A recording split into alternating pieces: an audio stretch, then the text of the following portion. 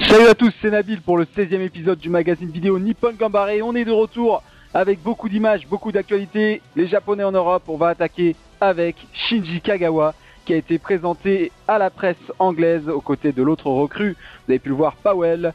On rappelle que Kagawa est en provenance du Borussia Dortmund où il a réalisé 2 bonnes saisons. Un transfert estimé entre 15 et 21 millions d'euros et qui satisfait Sir Alex Ferguson. On l'écoute. Peut faire la différence. Parce que son placement et son instinct devant les buts est excellent. Il joue en soutien de l'attaque. Il va vite. Possède une bonne vision du jeu et c'est aussi un buteur, comme on a pu le voir lors des 2 dernières saisons. Je pense qu'une fois qu'il sera adapté au style de jeu et au mouvement de l'équipe, une fois qu'il sera habitué à notre système, il pourra facilement commencer la saison avec nous. C'est tout le mal que l'on souhaite à Shinji Kagawa. Allez, on va s'intéresser aux Jeux Olympiques de Londres 2012 avec les matchs de préparation. Vous avez pu le voir, un peu de football féminin, ça fait pas de mal.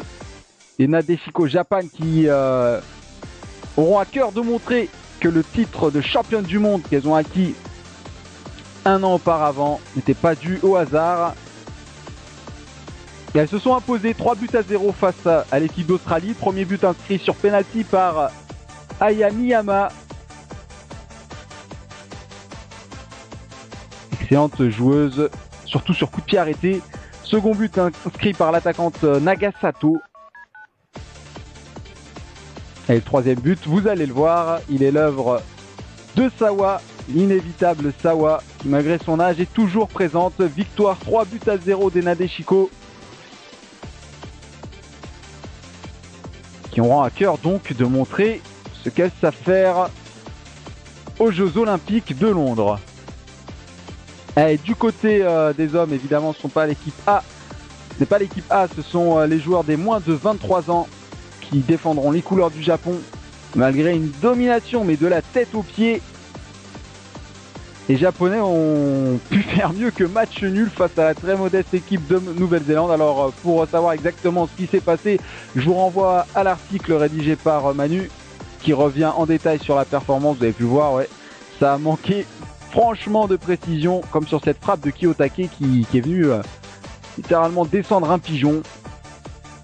En seconde mi-temps, Takashi Sekizuka a effectué quelques changements qui vont s'avérer payants. Lourde frappe lointaine reprise par Kenyu Sugimoto qui retournera au passage du côté du Cerezo Osaka, retour de près du Tokyo Verdy. Et Kenyu Sugimoto qui ouvre le score. Et malheureusement, c'est sur une perte de balle de Muramatsu que la Nouvelle-Zélande va égaliser tranquillement, ou comment donner un match nul à l'adversaire en une leçon. Et ben vous avez vu, c'était lors de ce match, score final 1 but partout. Allez, on va s'intéresser à la 18e journée de J-League avec les rencontres qui sont déroulées ce week-end. On attaque avec une rencontre totalement folle entre les Shimizu S-Pulse et les Kashiwara Reysol. Vous avez pu voir, main signalée par l'arbitre. On est en première mi-temps, Shinji Ono qui manque le tir au but. Et grosse occasion à suivre avec Genki Omae et la frappe sur Sugeno. Et vous allez voir, ça va être une nouvelle histoire de penalty. Cette fois-ci, c'est le défenseur Iwashita qui vient mettre la main. On le revoit au ralenti. Penalty donc pour les Kashiwara Reysol. Transformé tranquillement par Leandro Dominguez. 1-0 pour le champion en titre. Et la réaction va pas se faire attendre du côté de Shimizu. Avec un nouveau penalty. Sur une faute cette fois-ci très peu évidente. Cette fois-ci, ce n'est pas Ono mais Genki Omae. On a fait tirer la jeunesse et ça a payé. C'est passé. Égalisation de Genki Omae. Et puis c'est un match où il y a eu aussi énormément de tension. Avec tout d'abord l'exclusion du défenseur Iwashita, déjà coupable sur le penalty. Un match à oublier pour le défenseur. Malgré la réduction numérique du côté des Spurs, c'est Takahara qui vient donner l'avantage avant que sur une nouvelle perte de balle au milieu de terrain, Alex vienne tripler la mise. On se dit alors que les joueurs de Shimizu vont jouer la défense, assurer ce score. jusqu'à cette double exclusion, donc des deux côtés. Exclusion de Wagner et de Yoshida. Et Kashiwara Reysol qui joue toujours avec un joueur en moins. Malgré ça, c'est tout d'abord Masato Kudo qui vient réduire la marque. Puis les dernières minutes sont complètement dingues avec Wataru Hashimoto qui vient égaliser. Et tenez-vous bien, c'est Koki Mizuno. Vous avez bien entendu Koki Mizuno, l'ancien joueur qui a fait un joli bid au Celtic de Glasgow, qui vient donner la victoire 4-3 avant que Masato Kudo... Ah ouais, les joueurs de Shimizu peuvent l'avoir mal. Masato Kudo qui vient marquer le 7e but de la saison et le 5e but du match. Score final 5-3 pour l'équipe des Kashiwara Reysol. Allez, on file du côté du Gamba Osaka qui recevait les Yokohama F Marinos. Ça commence mal avec cette ouverture du score de Seitaro Tomisawa. Paulinho va égaliser pour le Gamba Osaka en grande difficulté cette saison, et malgré la célébration là, du Brésilien. Et grosse désillusion pour le club qui va s'incliner dans les derniers instants de la partie sur ce but de Manabu Saito. Allez, on passe au match des Kashima Antlers avec, ouais, ça commence fort, un superbe coup franc, le seul but de la partie, signé Mitsuo Ogasawara, le vétéran qui vient donner la victoire à son équipe face au Cerezo Osaka. Allez, on prend la direction du NAC 5 Stadium entre l'Omiya Ardija et le Vissel Kobe. Ouverture du score d'Hideo Tanaka, égalisation de Shintaro Shimizu. Puis c'est Daisuke Watade, frappe puissante qui revient donner l'avantage pour l'Omiya Ardija. Sous le regard dépité de Nishino, l'entraîneur du Vissel Kobe.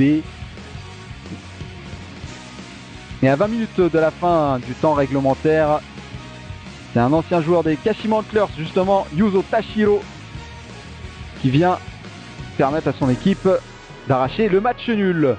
Et pour conclure, on va terminer avec cette remarquable équipe des Sanfrecce Hiroshima. Premier but de Kohei Shimizu. Puis on a pu voir le second d'Isato Sato sur cette erreur monumentale du gardien de Kawasaki Frontale. Et enfin, le troisième but pour le doublé. Le doublé pour Isato Sato, qui permet donc à son équipe de l'emporter 3-0. 14e but de la saison pour Isato Sato. Allez, on jette un coup d'œil au classement, au résultat de cette 18e journée avec la victoire donc de Kashiwara Reysol 5-3. À noter aussi le carton du Jubilo Iwata 4-1 et la victoire de Sagan Toss 1-0 face au FC Tokyo. Au classement, on constate que les Sanfrecce Hiroshima sont leaders. À égalité de points, ils rejoignent le leader qui était jusque-là Vegalta Sendai. Ça va très mal pour le Gamba Osaka qui est relégué à 4 longueurs de l'Albirex Niigata. Sapporo est toujours la lanterne rouge avec 4 petits points.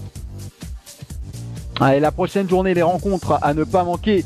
Le clash évidemment entre les Kashiwara Reysol, le Cerezo Osaka, les Yokohama F Marinos face au Shimizu S-Pulse. Le déplacement périlleux du Gamba Osaka face au Vissel Kobe. Et enfin, l'opposition entre les Urawa Red Diamonds et le Jubilo Iwata. Voilà, ce sera tout pour ce numéro. Merci de l'avoir suivi. C'était un numéro donc assez express, assez condensé. On se retrouvera donc la semaine prochaine. Et d'ici là, évidemment, portez-vous bien. On vous retrouve sur le podcast dès le week-end prochain. Salut, ciao.